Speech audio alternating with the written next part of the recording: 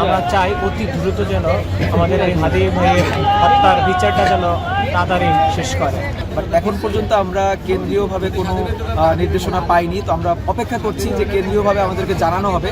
আমরা আজকে এই অবরোধ দেখেছি, আমরা যতক্ষণ পর্যন্ত ওসমান বিন হাদি ভাইয়ের সুষ্ঠু বিচার কার্য এই দেশের সরকার না সম্পাদন করবে ততক্ষণ পর্যন্ত এই ইনকিলাব মঞ্চের পক্ষ থেকে আন্দোলন সংগ্রাম চলবে। প্রায় 10 দিন হয়ে গেছে, আমরা আসলে কোনো হত্যার বিচার পাইনি এবং যে সন্ত্রাসী আছে তাদেরকেও আমাদের যে সরকার আছে সেই সরকার আমাদের ধরতে পারেনি এবং তারা ব্যর্থ, এবং সেই জন্যই আমরা এখানে ব্লকেট কর্মসূচি রেখেছি। যতক্ষণ পর্যন্ত হাদি ভাইয়ের হত্যার বিচার হচ্ছে আমরা এই রাজপথ থেকে যাব না। প্রশাসন কি করতেছে সেটাও আমরা জানি না।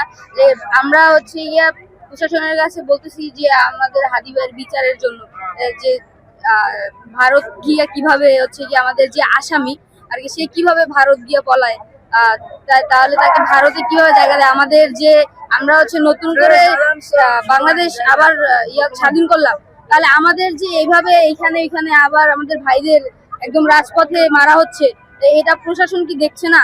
আমাদের সরকার কোনো বিচার ব্যবস্থা এখন পর্যন্ত করছে না। খুনিকে ভারতে পালিয়ে আছে, এখন পর্যন্ত বিচার হচ্ছে না। আমরা চাচ্ছি যে হত্যার বিচার কিভাবে পালিয়ে যাবে ভারতে, এর বিচার আমরা চাই। যতদিন পর্যন্ত এই বিচার না হবে আমরা এই রাজপথ ছেড়ে উঠবো না ইনশাআল্লাহ। বাংলাদেশের 18 কোটির মানুষ যেভাবে পাগল হয়েছে, আমরা আবেগ আপ্লুত, আমরা ভালোবাসায় মুগ্ধ হয়ে আপনাদেরকে আমরা কিভাবে যে সেই ভালোবাসার বহিঃপ্রকাশ করব, সেটা আমাদের ভালোবাসার সেই বহিঃপ্রকাশের আমাদের জায়গা সেটা নাই। আপনাদের সাথে শুধু এটাই কৃতজ্ঞতা জানাচ্ছি যে আপনারা আমাদের পাশে আছেন, থাকবেন এবং বিচার কমপ্লিট না হওয়া পর্যন্ত আমরা আপনাদের কাছে চাই আপনারা থাকবেন ইনশাআল্লাহ। ইনকিলাব ইনকিলাব জিন্দাবাদ জিন্দাবাদ।